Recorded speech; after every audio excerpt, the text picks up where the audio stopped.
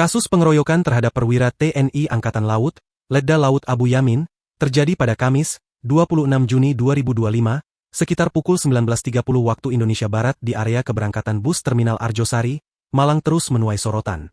Sejauh ini, dari 5 hingga 6 orang pelaku yang disebut terlibat dalam pengeroyokan, baru 3 orang yang berhasil ditangkap. Mereka berinisial MA, DS, dan MN Haji. Menurut Mega Perwira Donowati, Kepala Terminal Arjosari, korban memang dikeroyok oleh sejumlah orang yang diduga preman.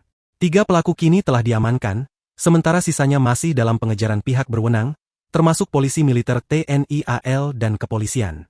Juari, seorang pedagang asongan yang sering berinteraksi dengan korban, mengaku kenal dengan pelaku.